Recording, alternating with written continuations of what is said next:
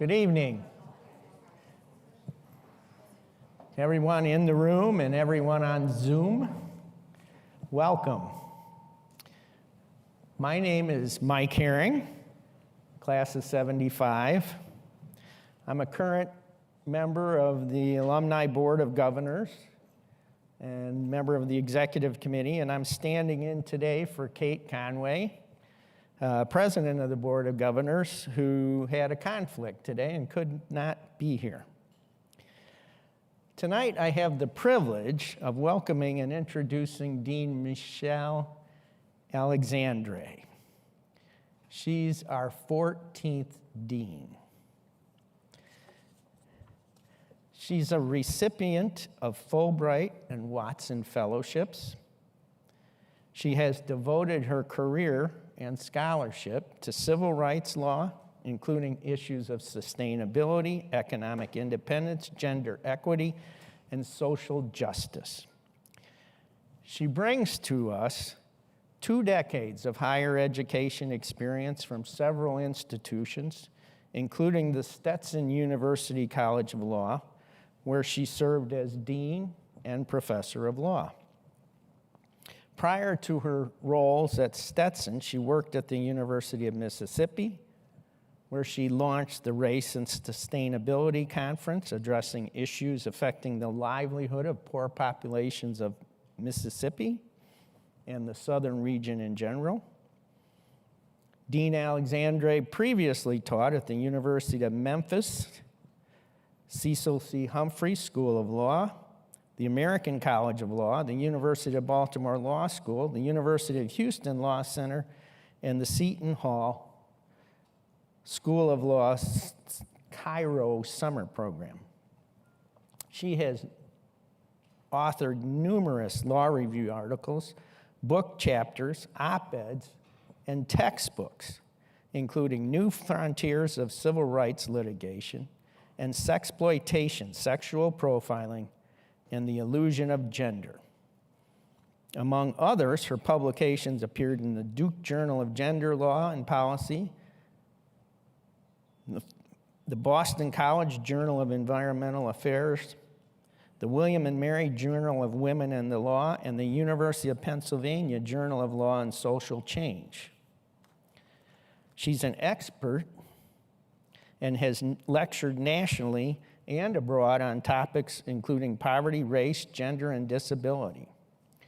Her professional background also includes serving as civil rights attorney with the Chestnut, Sanders, Pettaway, Campbell, and Albright firm in Selma, Alabama, where she litigated discrimination cases, including both iterations of the historic Black Farmers class action.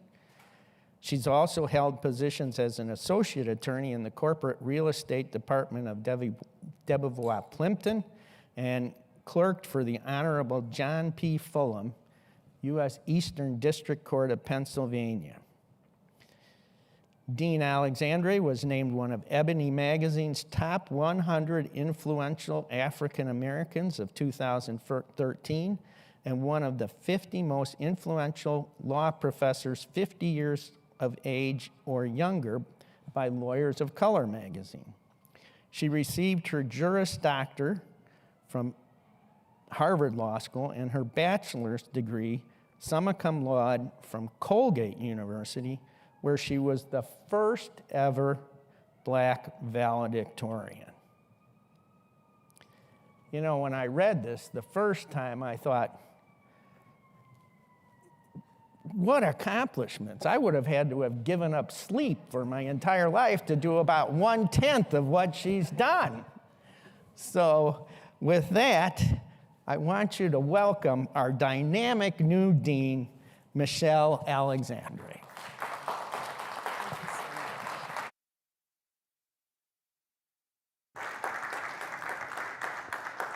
Thank you, Mike, for your wonderful and kind introduction and for your service on our Alumni Board of Governors.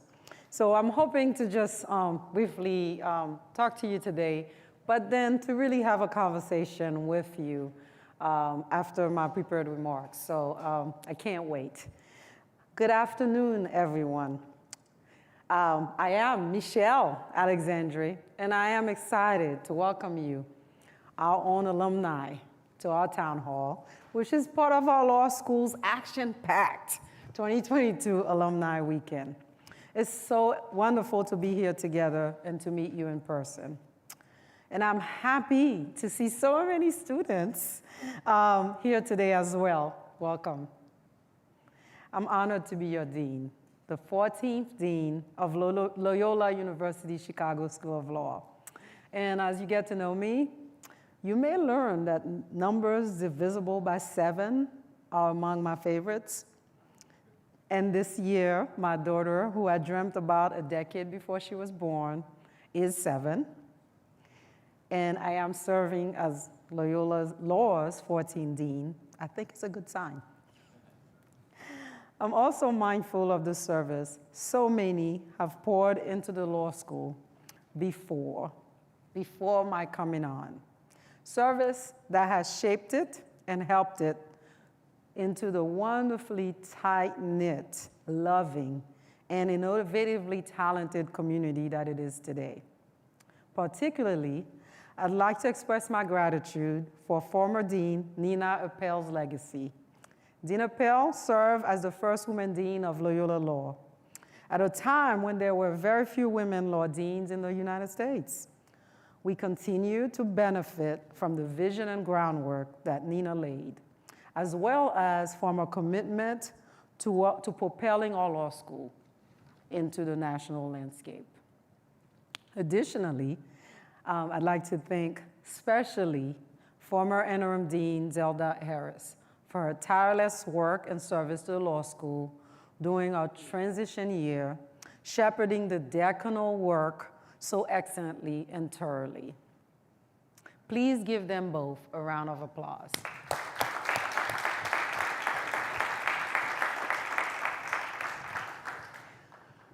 So when I think about our common trajectory, mission, and our hard-won successes, I think about Loyola Law's trailblazing beginnings and unabashedly service-oriented spirit. Our law school was determined to create a law school for workers, a night program that changed the trajectory of generations of families. This history and clarity of mission are what compelled me here. And I couldn't be more thrilled to be working with you to further this mission. And today, our part-time program ranks among the top 10 in the nation. And our law school continues to move up in the overall national rankings. This is because you, our alumni, have helped us create an excellent law school with an outstanding national reputation and a clear, distinctive mission.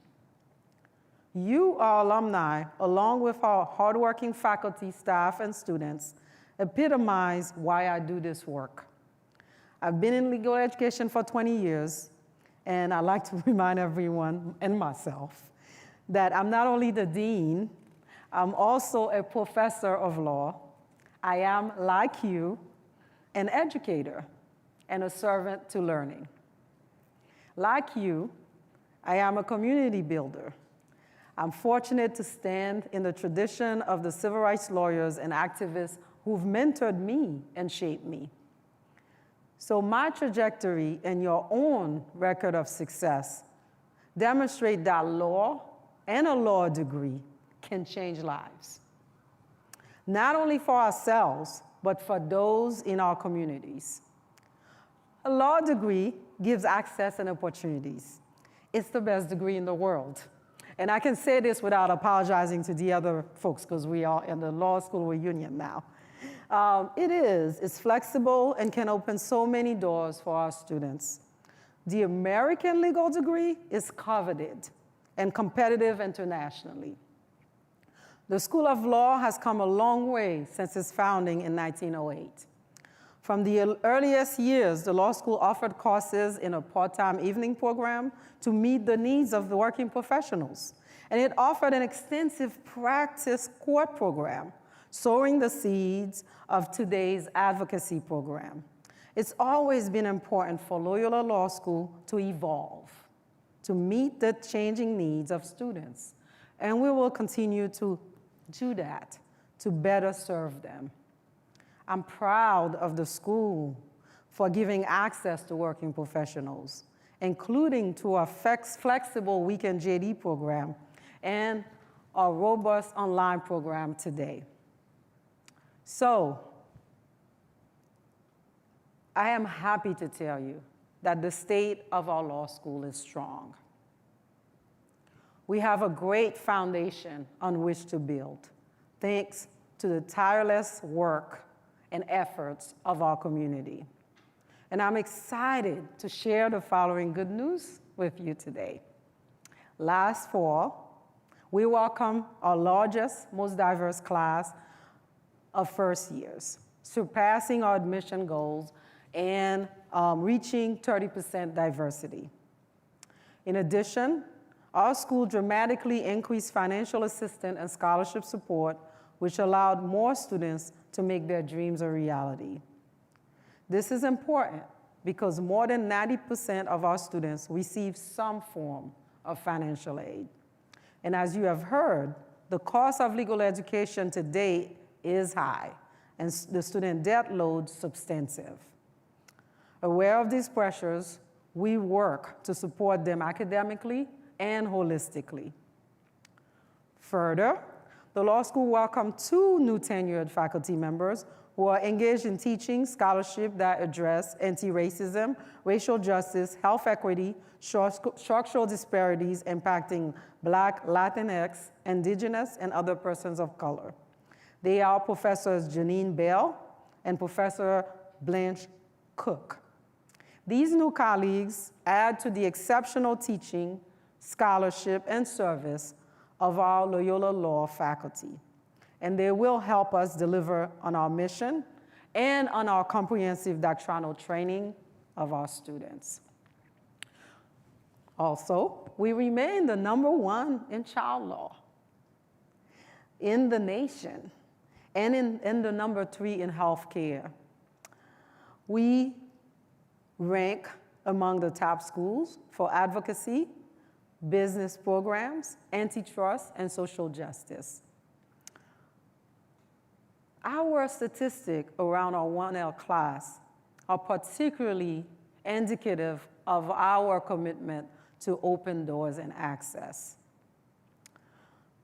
Among our 1L class, our first years, 67% identify as women, 32% identify as male, and about 15% identify as LGBTQIA, including queer and non-binary.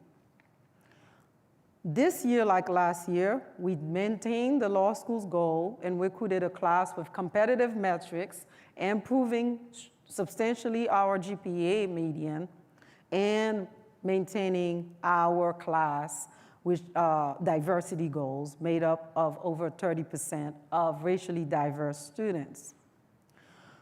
And I'm happy to tell you that students from all over the country want to study here. This year, 55% of our 1L students come from outside of Illinois. I'm also pleased to report that we are committed to continue to meaningfully increase the resources to them, including around comprehensive academic support, wellness, and all of the aspects of the law student journey that make it challenging for them today. So that is our present. What of our future? Our future is bright. Together, we are working on a comprehensive assessment of our law school in all facets. And we are working on securing resources to elevate the law school to its next phase. That is because our mission and the record of excellence that we've already laid out mandate that we grow in key areas. We need to grow in these areas so that we can serve our students and communities better. Those areas include endowed scholarship for students, endowed funds to recruit excellent and leading faculty, and endowed funds to provide comprehensive and cutting-edge experiential education, not only to serve our students, but to provide legal services for the communities that we serve. Through these three pillars, we'll be able to open greater opportunities for students and alumni, enabling them to pursue the careers that they choose, whether through the practice of law or through jobs that we fondly call here JD Advantage, right? Not only jobs where you actively practice law, but so many jobs in the private and public sector where having a law degree gives you an advantage. Endowed funds to recruit students not only provide access to the students themselves, but it allows them to compete with the most talented student around the nation. It also allows us to go into untapped areas to recruit the pool of students that other schools are not able to do or are unwilling to do, to reach. It allows us to provide necessary academic wellness and support for the students of today. Endowed funds to attract faculty help us maintain Loyola Law's reputation as a leader in research. And it allows us to serve and fulfill key component of the outcomes that both the US News ranking entity, as well as our own accreditor, the ABA, requires of us. Endowed funds to sustain comprehensive clinical program to foster experiential learning allow us to expand the services that we provide to the community, to Chicago, as well as prepare our students for this fast-changing legal practice, for us to meet the changes happening in the market and the legal sector, whether it is around all of the emerging field in the financial world, whether it is around the many emerging needs in cybersecurity, and frankly, as you have shared with me, so many practices of law, whether in environmental, climate, and all of the above, have not yet been created. In order to be able to answer these needs, we need to have faculty, clinicians who are here training our students and being nimble in being able to adjust the curriculum to serve them. For many decades, you've helped us embark and excel on this work. You've helped us change our curriculum. You've helped us teach our students. And you've helped us refine and implement this common vision of excellence to secure the law school. And I contend that we're here again. This is the perfect time. Why? Well, it's 2022, and our BA accreditation visit comes up in 15 months. If you don't know, an ABA accreditation visit is much like any kind of accreditation process you may have heard from your university or you've heard from us in prior years. It comes every 10 years, and it is a mandate to assess and to clearly identify strengths, opportunities, and challenges, and as a unit to create a vision for the future. As part of our preparations for our accreditation visit, which will take place in spring 2024, we are setting outcomes and goals for the entire law school community, and we are articulating a pathway for growth. That is why we are so laser focused on forging this path for securing the law school through increasing resources at those three legs of its foundation: scholarships, faculty, and clinical experience. As part of a Jesuit mission, we prepare students for the world, and we prepare them to be advocates for others.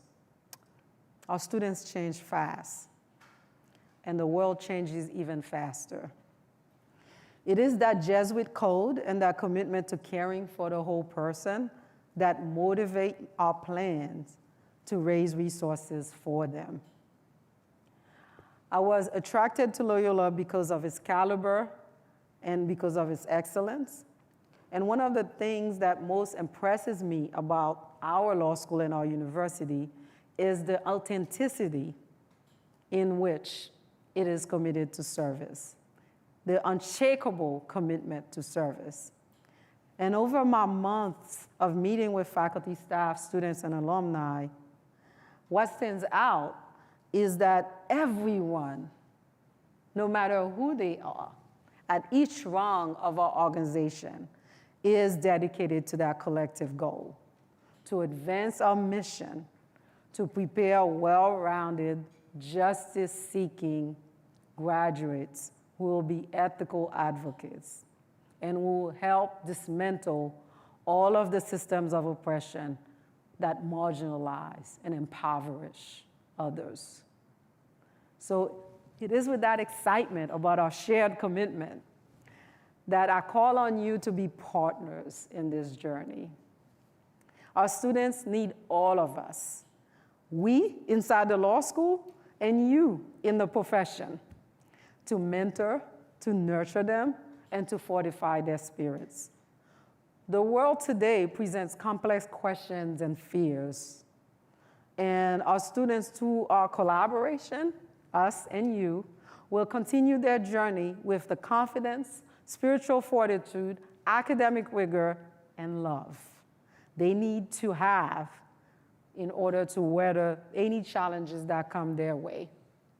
So let today be an opening, not a closing, a welcome, not a conclusion, and a simple description of the case that could be made to secure Loyola Law's future at perpetuity.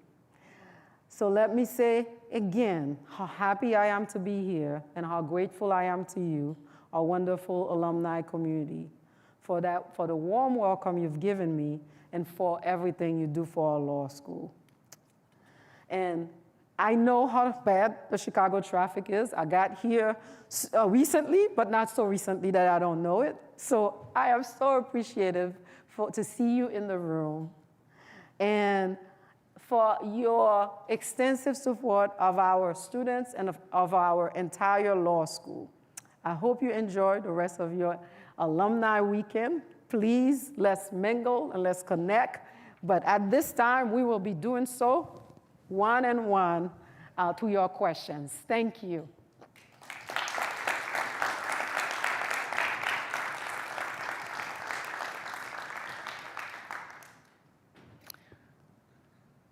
Any questions? Do we need a mic? Yes, there's a mic floating. I volunteered to run it up and down, but. Well, welcome, Dean. I don't know if you're tired of hearing welcome, but still welcome. Mike, a handful of years ago, there was a movement about some law schools moving to a 2-year program. Have you seen that, if you want to call it a trend, kind of abate? Or do you think there's still reasons to consider doing it? That's a very good question. So Kevin is referring to a pretty substantial trend right after the crash of the pandemic, the crash of the market in 2008, to shorten the law degree, the process for obtaining the law degree, and to shorten it. Some law school allowed for graduation in 2.5 years.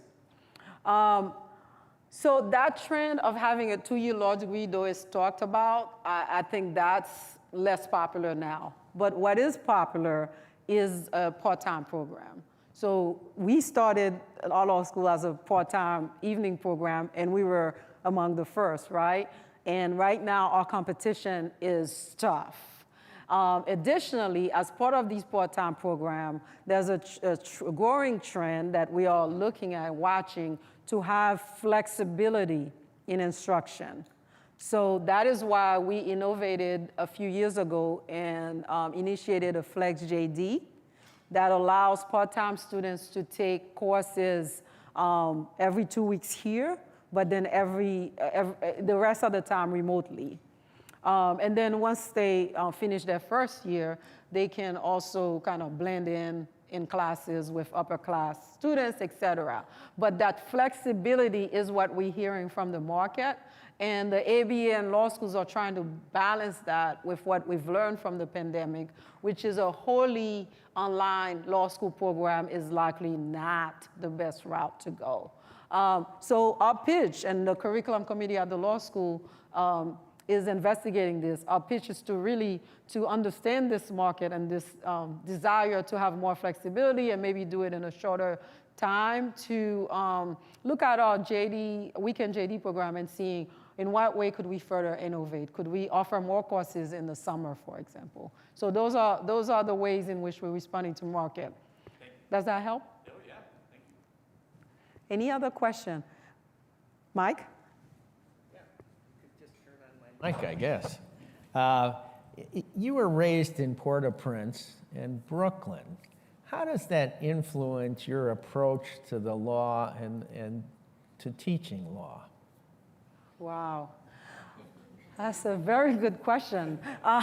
It does. I mean, I would say that being raised in Port-au-Prince and Brooklyn has everything to do with who I am today. Quiet as it's kept, Port-au-Prince and Brooklyn have a lot in common. They are rough and tumble cities. They are very urban, and it teaches you survival. But the things that pierced through to my upbringing is that there were injustices that could be noticed with the naked eye for a child. So I grew up being aware of all of the ism and how restricted everything was. So it shaped my desire to go to law school, but it also influences the practical bent that you hear in my view and I think what Loyola stands for, that you train students comprehensively, that you don't just keep them in the classroom, you turn them to the communities. I wouldn't be anywhere without the communities that shaped me. I know I can't, go back and make everything better for Haiti, or I know that I've left people behind in Brooklyn, but I'm dedicated to working together with the whole community to see how we can open doors for more generations.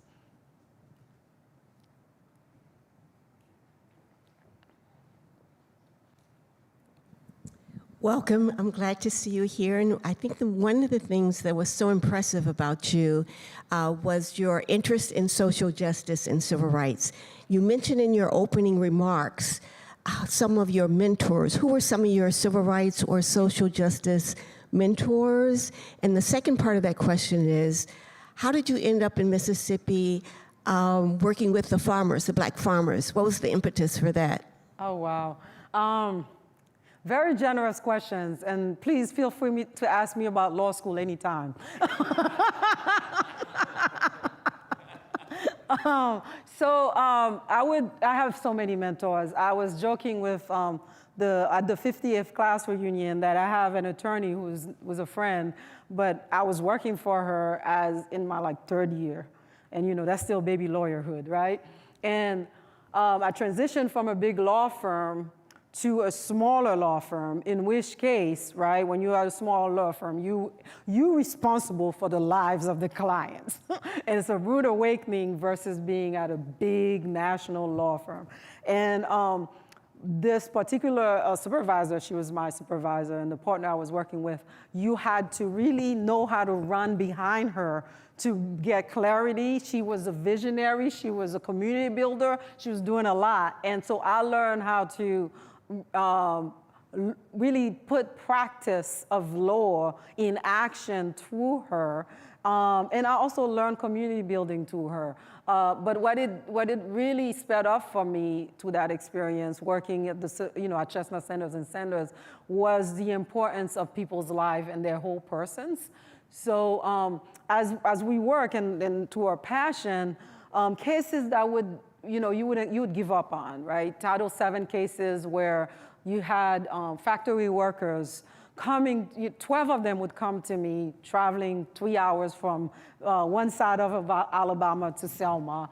And they traveled that far because Chestnut and Sanders was about the only law firm who would hear their case.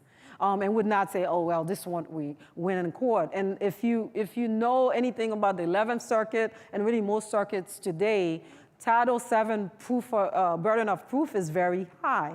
So most cases don't make it beyond the summary judgment standard.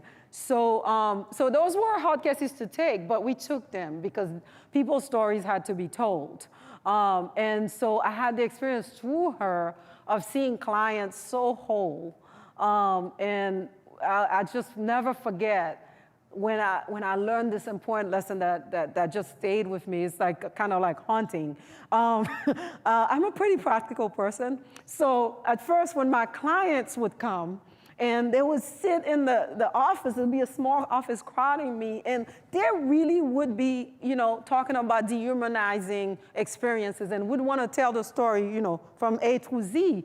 And I would be focused at first on getting to the standard and the evidence they would need. And then just through the mentorship that I receive and conversations, trying to figure out why is this so hard, and I realized that they had to tell their story.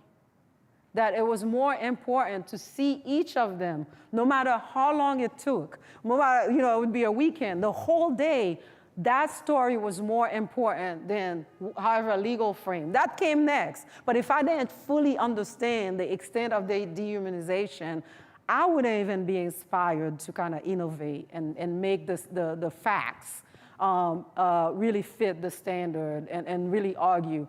So that was an important lesson in practice. But I'll tell you, some of the real big giants, Reverend C.T. Vivian is larger than life. And I was lucky in Alabama that he would come almost every 2 months. And to see someone like him always, turning to the young, turning to to teaching. That everything about his life was about teaching. And Derek Bell, though I never, I didn't know him in his heyday, when I came in, I wanted to do a particular type of scholarship that was a scholarship that talked about the stories not told.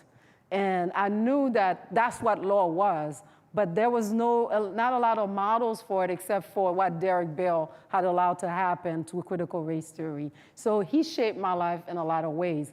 And so the Black farmers case came to the attorney I just mentioned as part of Chestnut, Sanders, and Sanders. It just so happened that as I was a young, before I chose law firms, I started really getting to know that law firm. So I decided to take a gamble one day and go to Selma. And that changed my life. And I joined the firm, and to each iteration, I was able to. So I guess the lesson for my law students in the room is say yes more often than not, even when it hurts, because that hurt. Those practice years were. And if you don't know Selma, our expression is Selma, Lord Selma. Selma, much like Port-au-Prince and Brooklyn, will make you because you have no choice. And it's wonderful practice to have. Go ahead. During the financial crisis, Dean Yellen was kind enough to invite me to come and speak and give a lunchtime lecture, because he said that at the time that there weren't going to be legal jobs for all the graduates of Loyola because of the financial crisis. And he was looking for people like myself who had successful careers outside of the law. And the question I have is, are there any significant graduates of Loyola who choose to have careers outside of the law? That's an excellent question. So we struggle with that category. You heard me mention JD Advantage, and that's another way of referring to jobs outside the law. Maureen and I, shout out to Maureen, she is the head of our career services. Maureen and I talk about that a lot. We are trying to figure out what type of jobs outside the law our students want, and we are trying to identify what sectors we can bring to the law school. I absolutely agree with you that jobs outside of the required practice, those that require, right, the bar and the practice of law, they are kind of a more mysterious area, but we've been more successful. But students are not as attracted to things like insurance, which is what you see more. Do you want to jump in, Maureen? Yeah, I think that the downturn did, Hi. Yeah, I do think the downturn caused more creativity in terms of how people were using their law degrees. And I think we're now at another one of those moments in light of the pandemic and as the legal profession changes and pivots. So I think it's going to continue that we're going to see our graduates doing things that maybe we haven't even conceived of before. But we do have a really strong number of students because of our health law program, our compliance program, who want to pursue careers in other industries and other sectors. And that will, I think, likely continue. Yeah. I think it enables, if you don't practice law and you go into a corporation or something, I think the law degree is a great credential that is the ticket of admission into the inner circle of the decision makers of the corporation. You can swim with the sharks.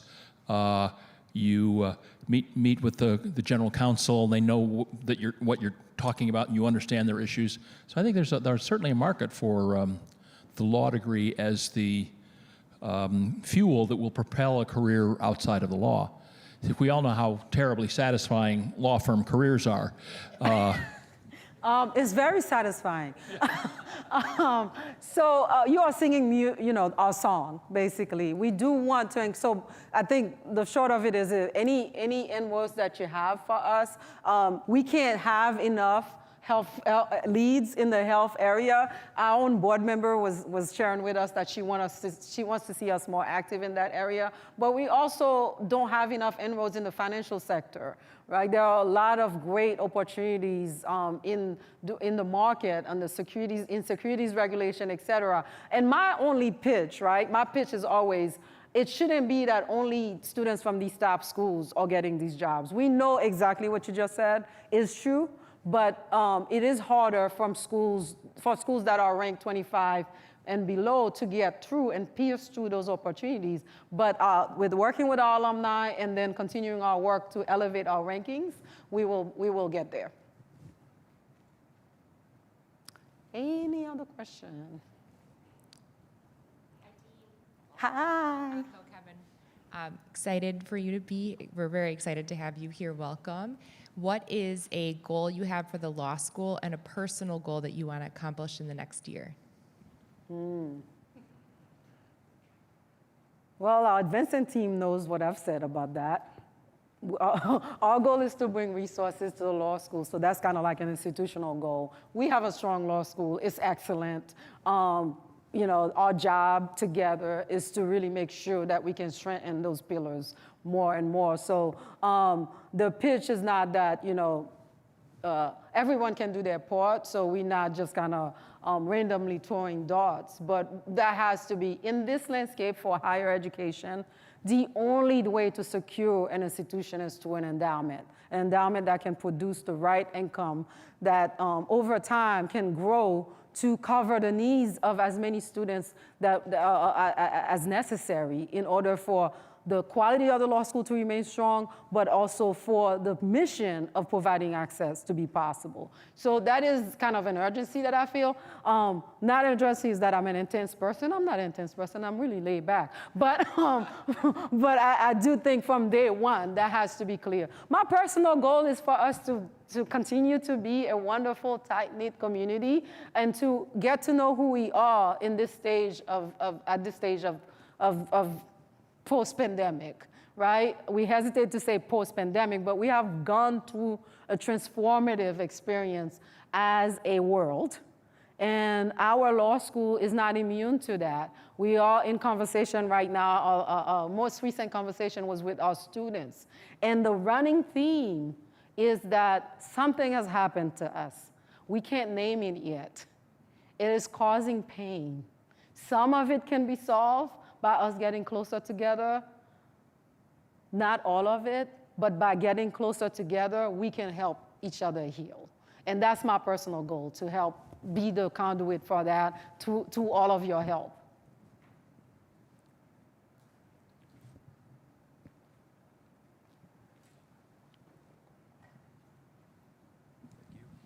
Dean, welcome.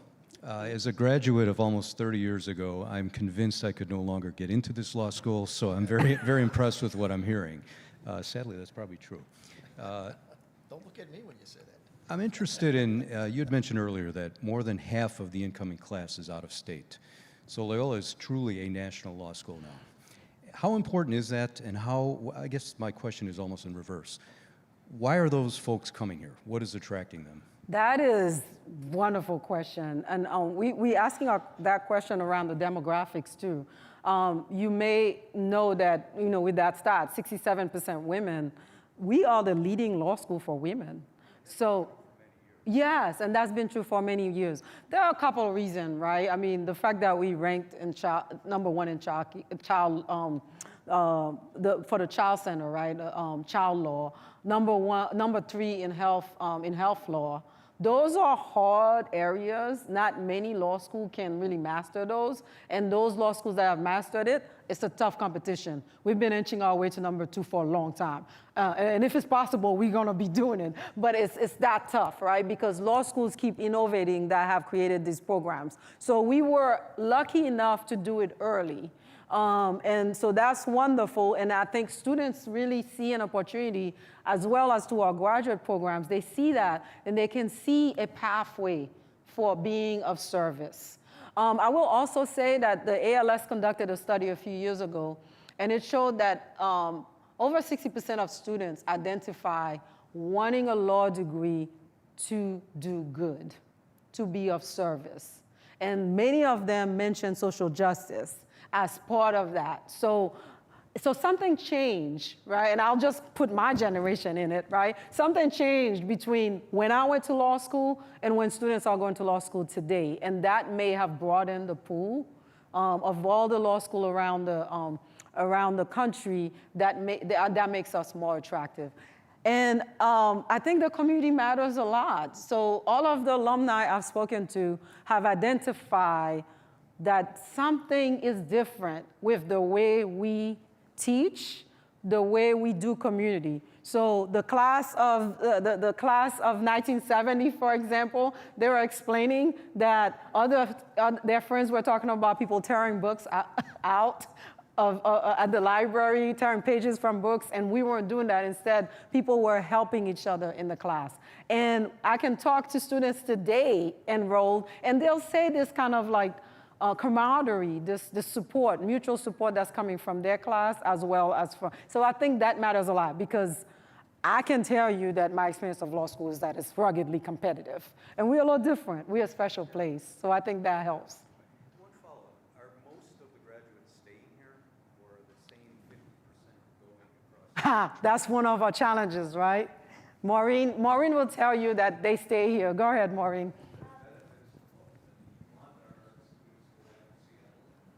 Yeah, I do think the Weekend JD program has kind of increased our geographic scope of where people want to go postgraduate, but definitely every year, probably 90% want to stay not just in Illinois, not just in Chicago, like community, but right here in the city, So that's definitely something that is both a strength, I think, as well as a challenge. But I think that is changing a little bit as we're seeing students coming from, a broader sector of the country. That makes me, I think that speaks well of this university, this law school, and this city. So that's nice to hear. Yeah. No, thank you for those questions. That was true in the 80s. It was cooperate and graduate. Cooperate and graduate? That was the whole... Wow. Can we do a movie that rivals the paper chase? So there's the paper chase and then cooperate and graduate. And very unlike some of the cutthroat schools that are in town here. And it was you helped each other in the, which I thought was odd, but I was glad to see it. It really did. I think it's wonderful. It's wonderful.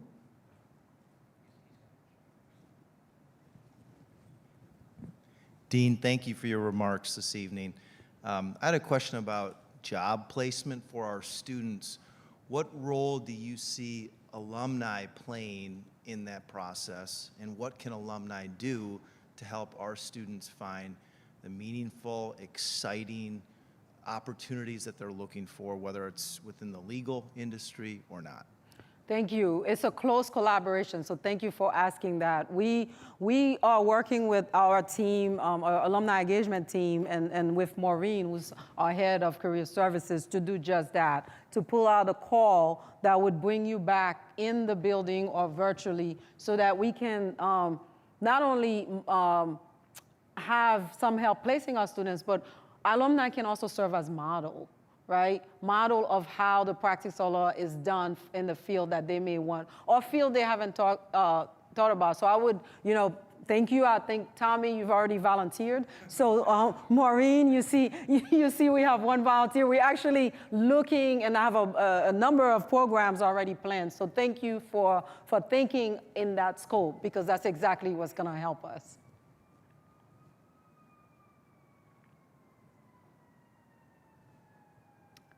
Any more questions? Well, we can talk during the reception. Thank you so much for your engagement.